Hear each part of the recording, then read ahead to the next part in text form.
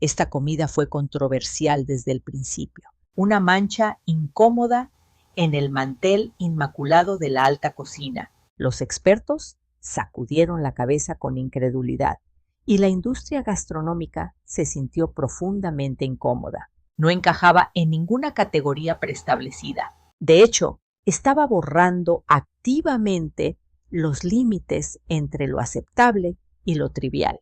Pero, curiosamente, toda esa crítica y desdén no detuvieron a la gente. En todo Estados Unidos, las personas empezaron a pasar de largo frente a los restaurantes ostentosos, ignorando las luces de neón y las reservaciones imposibles, y se dirigieron directamente a esos modestos rincones mexicanos, cuando la estabilidad fue elegida sobre el lujo, la recuperación sobre el estímulo.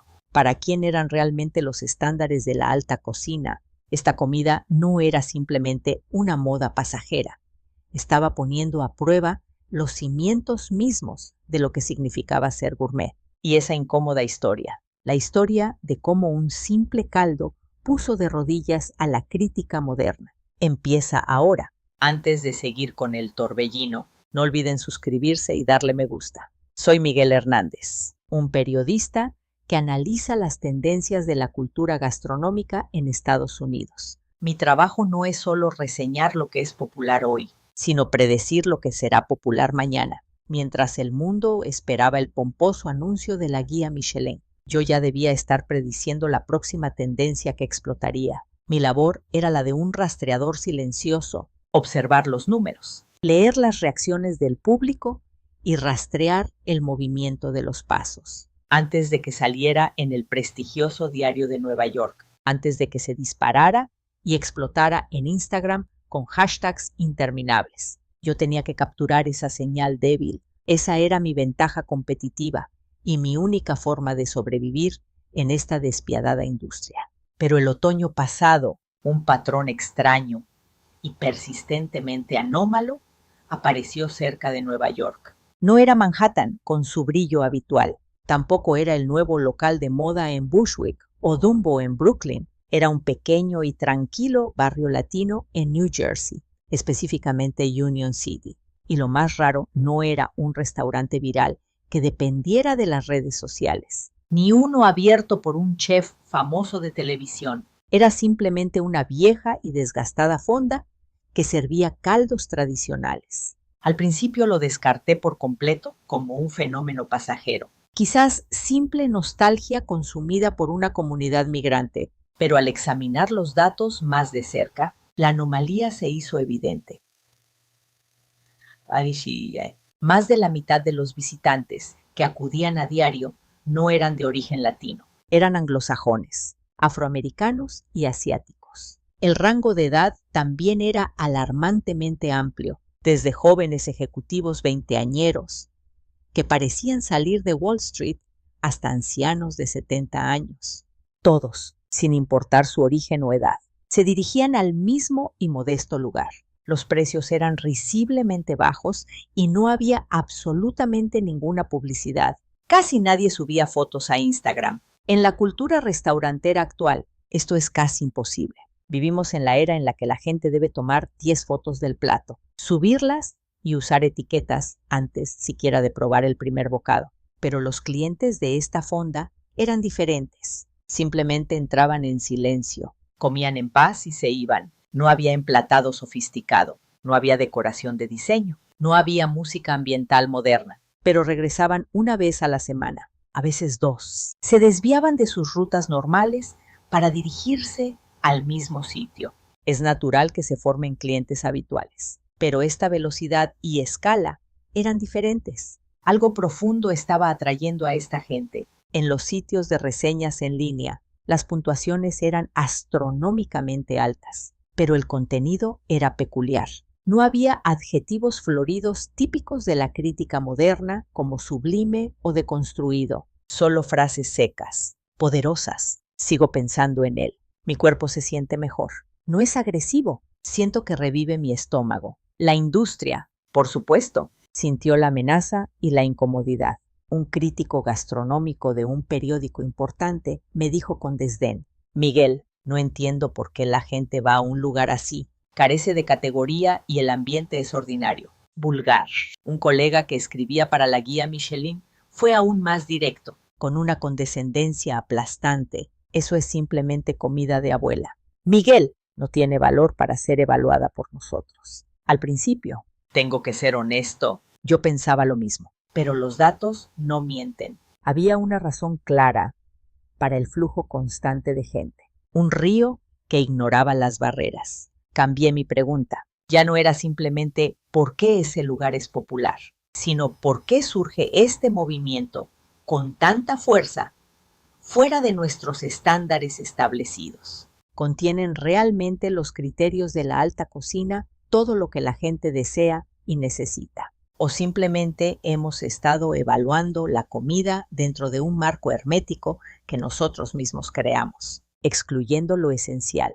Esta pregunta fue el inicio de todo el conflicto y la caída de mis viejos paradigmas. Y para encontrar la respuesta, me dirigí a Union City, Nueva Jersey. Fue en ese momento, cruzando el río Hudson, que mis propios estándares empezaron a tambalearse. Una década de métodos de evaluación gastronómica estaba siendo cuestionada por primera vez por un plato de sopa. Era un viernes por la tarde cuando llegué a Union City. Cruzando el puente y saliendo de la autopista, el paisaje cambió drásticamente. Los rascacielos imponentes y los carteles luminosos y agresivos de Manhattan desaparecieron, dando paso a casas bajas y pequeños locales comerciales. Empecé a anotar letreros escritos a mano, la mayoría en español.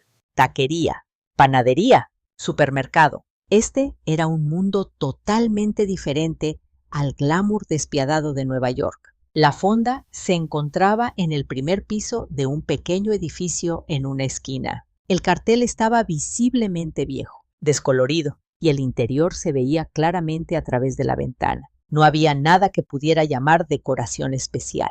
Abrí la puerta y el impacto sensorial fue inmediato. El calor húmedo y el aroma a hierbas frescas. Cilantro y carne cocida lentamente me golpearon la nariz con una familiaridad reconfortante. Había unas 12 mesas de melamina, la mitad ocupadas. Los clientes hablaban poco, casi en susurros. Solo se escuchaba el suave y rítmico sonido de las cucharas golpeando el tazón de barro y el sorber pausado del caldo. Era una quietud extraña, casi sagrada, una escena rara de ver en los restaurantes ruidosos y frenéticos de hoy en día. Casi nadie tosía o miraba su teléfono. Todos estaban, simplemente, puramente, comiendo. Una mujer de mediana edad, una doña con delantal visiblemente cansado, se acercó. No me dio un menú plastificado, sino que preguntó directamente sin formalismos. ¿Qué le vamos a servir? Joven, miré el menú en la pared, escrito a mano con marcador. Solo 5 opciones principales. Pedí un caldo de res. Además, estaba el pozole, el menudo, la birria en consomé y el caldo tlalpeño. No había descripciones floridas ni fotos artísticas. La comida se defendía por sí misma. Habían pasado unos 5 minutos. Llegó un tazón humeante. El caldo era de un color ámbar claro, pero visiblemente sustancioso, con grandes trozos de carne, elote y calabacita flotando. Las tortillas, hechas a mano y con el aroma inconfundible del maíz. Venían en un canasto aparte, envueltas en una servilleta de tela, y había platitos con cilantro fresco, cebolla picada, rodajas de limón y una salsa de molcajete. No había lo que llamamos emplatado de diseño. Simplemente estaba servido para comer, como en casa. Me preparé para mi análisis habitual. Intensidad del aroma, temperatura exacta del caldo y un saldo. Equilibrio de la grasa y el punto de sal. El método rígido que siempre usaba como periodista. Tomé la primera cucharada. Mis hábitos se detuvieron en cuanto el caldo entró en mi boca. No era fuerte, no era picante ni agresivo. No sentí el sabor artificial de cubitos de caldo instantáneo, ni la agresividad del exceso de sal que dominan tantos restaurantes. En cambio, era estable, una columna vertebral de sabor. El caldo me calentó por dentro al bajar por mi garganta. Sentí que la tensión acumulada de la semana se liberaba de golpe. Mi respiración se hizo notablemente más profunda, más lenta. Tomé la segunda y la tercera cucharada. Intenté analizar técnicamente el sabor, pero fracasaba constantemente. Cuanto más intentaba encontrar algo técnico, un punto de crítica o una nota de innovación, más me quedaba solo la sensación de pura, innegable comodidad. Esto era diferente a cualquier comida que hubiera experimentado antes en mis reseñas. No era una comida que buscara impresionar, sino que buscaba abrazar, curar. Pero mi cuchara seguía moviéndose, imparable. En la mesa de enfrente, un anciano terminó su tazón y se levantó lentamente. Su rostro estaba completamente relajado, con una especie de sonrisa en la boca, una paz palpable. Fue al mostrador, pagó en silencio y salió. No hubo saludos efusivos ni conversación forzada con la dueña, pero algo se transmitía en su postura relajada, en el modo en que su cuerpo se movía. Había sido restaurado. Yo también terminé mi tazón. No quise dejar ni una sola gota de ese caldo sanador. Cuando comí hasta la última cucharada, me sentía lleno, pero mi estómago estaba en calma. Normalmente, después de una comida de restaurante, habría bebido mucha agua o buscado un antiácido, pero no lo necesité. Al salir, mi estado físico había cambiado. Mi mente estaba clara y mis hombros, que siempre llevo tensos, estaban relajados. ¿Qué es esto?, me pregunté. Me senté en el auto, pensando por un buen rato. ¿Cómo debería describir la comida que acababa de comer? Saqué mi computadora portátil, listo para escribir, pero mis dedos se detuvieron sobre el teclado. No podía explicarlo con la terminología de la alta cocina que conocía. Profundidad, textura, umami, esferificación.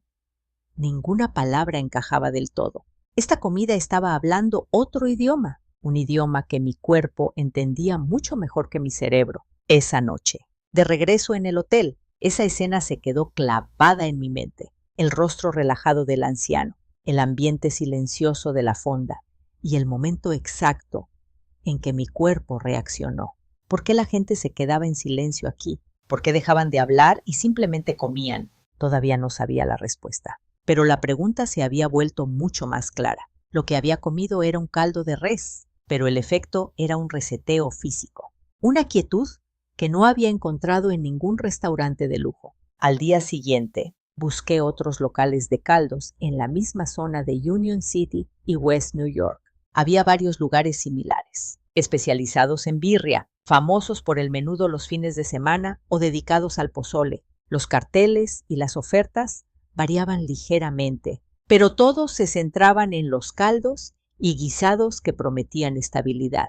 El primer lugar al que fui era una especialidad de menudo. Era domingo por la mañana y el local estaba casi lleno. Me senté en un rincón y observé a la clientela. Jóvenes intentando recuperarse de una resaca, familias enteras después de misa, ancianos solos. Su único punto en común era que todos estaban concentrados únicamente en su plato. Llegó mi menudo. Era de un rojo intenso, ausgoso, diferente al caldo de res de ayer. El caldo era espeso, gelatinoso, gracias a la pata. Lo aderezaron con orégano seco y chile de árbol quebrado. El sabor era inconfundible, fuerte pero soportable, y la sensación de alivio al ingerirlo era similar. Mi ritmo de comida se ralentizó de forma natural. Vi a un hombre de mediana edad en la mesa de al lado terminar y levantarse. Su expresión era idéntica a la del anciano que vi ayer, un rostro tranquilo, como si algo interno se hubiera resuelto. Me acerqué a hablarle. ¿Viene aquí a menudo? Él se detuvo un momento.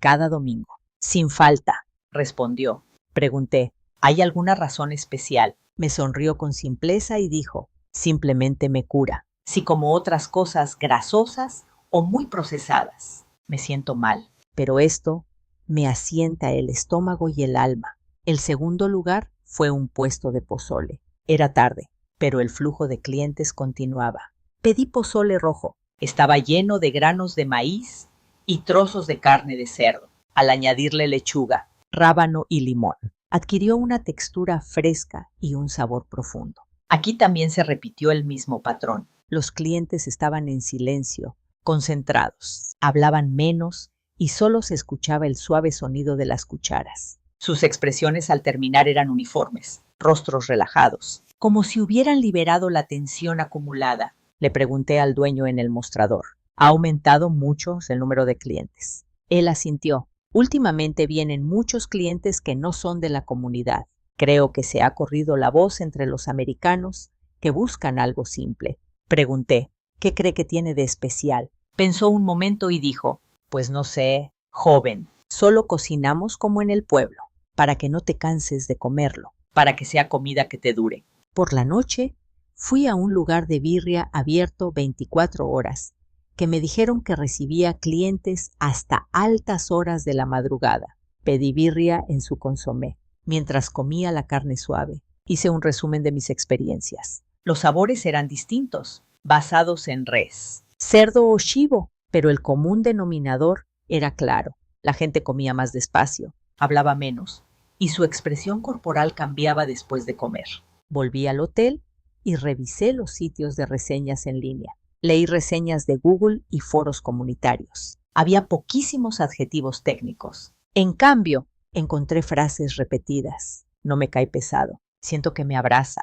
Me siento ligero al día siguiente. El sabor que recuerdo cuando estoy enfermo. Sabe como el de mi mamá. Los críticos anglosajones, que se atrevieron a reseñarlos, usaban expresiones similares. Reconfortante, curativo, honesto. Eran términos raros de ver en la crítica gastronómica moderna, que busca la innovación y la vanguardia. Normalmente se habla de creatividad y perfección técnica, pero estas reseñas hablaban de una dimensión emocional y física. La comida estaba siendo evaluada no por su arte, sino por su función. En ese momento, la industria comenzó a mostrar su resistencia. Un chef famoso de cocina molecular, un defensor de la cocina científica, dijo en una entrevista que circuló rápidamente, eso no es gastronomía, es alimentación básica. Buscar la comodidad es aburrido. La comida debe desafiar al paladar. Un consultor de restaurantes fue aún más directo en un correo que me envió. Miguel, si escribes sobre eso, confundes al público. Un caldo es comida de casa, no de restaurante. No es un producto evaluable, pero la gente no dejó de ir. Al contrario, el fenómeno creció. Yo ya había pasado una semana en la zona y visité 8 fondas. En todas ocurría lo mismo. Comidas tranquilas, un ritmo lento, rostros transformados. No era una moda hipster fugaz, sino que se sentía como una profunda necesidad humana. La semana después de regresar a Nueva York, la industria estaba ya alborotada. Mis publicaciones en redes sociales se habían difundido y las reacciones eran polarizadas. El público preguntaba direcciones. La élite gastronómica criticaba. Un contacto mío de la guía Michelin, a quien no nombraré por razones obvias, me citó en una cafetería en Soho. Fue directo. Miguel, el caldo es buena comida. Lo acepto, pero no es fine dining. No hay técnica visible. No hay innovación. Es lo que una madre o una abuela cocina. ¿Cómo podemos calificar un plato que se niega a ser deconstruido? Esa misma semana, en una reunión de críticos en Manhattan, el tema salió a relucir. Cubrir comida callejera está de moda, pero elevarla al nivel de crítica seria es ridículo, dijo uno de los editores más influyentes. El pozole es patrimonio. Sí, pero no es alta cocina. No se puede comparar con un velouté perfecto. Yo repliqué, ¿quién define la alta cocina? ¿Por qué solo cuenta la técnica francesa o la esferificación de líquidos? ¿Por qué no cuenta la capacidad de un plato para restaurar el bienestar físico y emocional? Hubo un silencio incómodo. Un crítico veterano admitió, tienes un punto, Miguel, pero sin estándares técnicos. ¿Qué nos queda? ¿Cómo evaluamos la honestidad? ¿Con qué métrica medimos el confort? Desde ese día, se rumoreaba que el tema del caldo había llegado a las discusiones internas más serias de la guía. No pude confirmarlo, pero las reacciones defensivas en editoriales de revistas gastronómicas, que hablaban de proteger la esencia de la gastronomía objetiva, lo sugerían. El conflicto era entre la cabeza y el estómago, entre la evaluación objetiva y la respuesta puramente humana. Volví a Union City para terminar mi reportaje, pero esta vez no fui como crítico, sino como un humano que buscaba entender. Comí en la fonda de Doña María durante una semana entera. Caldo de res, de pollo, menudo, pozole. Nunca me aburrí. Al contrario, Mi cuerpo se sentía constantemente mejor, menos hinchado, con mejor digestión y, extrañamente, dormía mejor. Era la primera vez que la comida de restaurante no me exigía energía para digerirse, sino que me la daba. Fue en ese momento que la ecuación se invirtió por completo. La gastronomía de vanguardia te estimula, te desafía. Esta comida te restaura. Hablé con doña María, una mujer de unos 60 años, sobre la puerta de la cocina. Le pregunté directamente por el secreto detrás de su caldo. Ella se secó las manos en su delantal y me miró con una sonrisa cansada pero dulce. El secreto. Ninguno. Mijo, solo cocinar limpio y con paciencia. Dije, no ponerle tanta grasa ni tanta sal. Que sepa lo que es. La simplicidad absoluta. El equilibrio. Entendí por qué Estados Unidos necesitaba esto con tanta urgencia. La dieta americana, incluso la que se consume en los restaurantes de moda, es una dieta de extremos. Muy dulce, muy salada, muy frita. Nuestros cuerpos están agotados, llenos de gastritis, colitis e inflamación crónica. El caldo mexicano, en su versión más honesta y casera, no es un plato, es un antídoto. Es suave, es real y obliga al cuerpo a relajarse. Recordé a mi propia madre, que ya casi no sale a restaurantes porque todo le cae pesado y solo quiere sopitas ligeras. ¿Dónde queda la gente como ella en el mundo de la alta cocina que yo estaba acostumbrado a cubrir?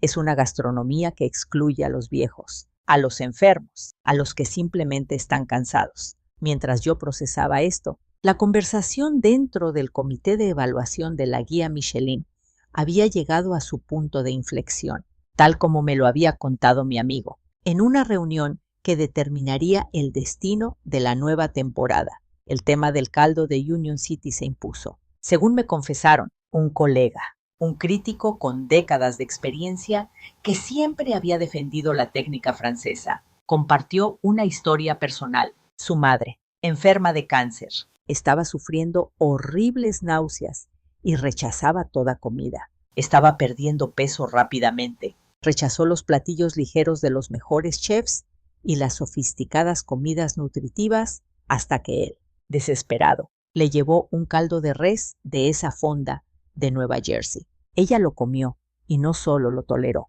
sino que siguió pidiéndolo durante una semana.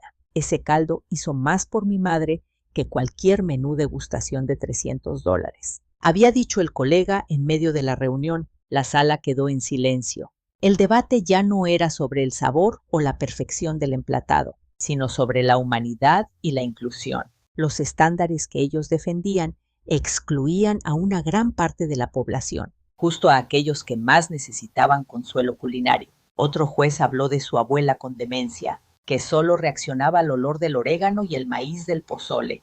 El cuerpo recordaba lo que la mente olvidaba. La comida se elevaba de la categoría de placer a la de medicina y memoria. La reunión terminó sin un veredicto definitivo, pero la semilla de la duda había florecido en la conciencia. Los puristas habían perdido la batalla moral. 2 meses después, la noticia estalló. La guía Michelin, esa institución que había desdeñado la fonda, otorgó un reconocimiento Bib Gourmand a la pequeña esquina de Union City, citando su excepcional valor y calidad. La polémica en los medios gastronómicos fue enorme, pero las filas que ahora se formaban fuera del local hablaban más fuerte que cualquier editorial. Eran personas de todas las razas, clases sociales y edades, esperando pacientemente por un tazón de caldo. El fenómeno no se detuvo en Nueva Jersey. Visité otras ciudades, en el este de Los Ángeles. Una birrería de 30 años vivía un renacimiento impulsado por clientes no latinos. En Pilsen, Chicago, un local de menudo que estaba a punto de cerrar ahora prosperaba. Hablé con un hombre blanco jubilado en la fila. El doctor me prohibió la comida procesada. Esto es lo único que me hace sentir bien y me da fuerzas. Una mujer embarazada me dijo que era lo único que su estómago toleraba. Un joven trabajador nocturno me confesó que el caldo lo ayudaba a dormir profundamente después de su turno. Todos lo resumían en una frase simple: no es especial, pero es necesario. Los estándares de la alta cocina habían sido dictados históricamente de arriba hacia abajo, de la élite al público, pero esta vez el movimiento venía de abajo, de la necesidad del cuerpo, de una cultura que priorizaba el bienestar sobre el lujo. Volví a la fonda original y vi al anciano que conocí la primera vez. La misma paz, la misma quietud. Esta comida estaba logrando algo que ningún chef de estrella Michelin había logrado en mi carrera. Redefinir la métrica de lo que significa comer bien. Lo que la gente busca no es solo la sorpresa o la innovación, sino la estabilidad, la recuperación, el sentido de hogar. Escribo esto para hacer una pregunta a todos aquellos que dictan el gusto y la crítica gastronómica. ¿Sus estándares son suficientemente amplios para incluir a los enfermos, a los ancianos, a los que solo necesitan un abrazo en forma de comida? La verdadera gastronomía debe incluir, no excluir.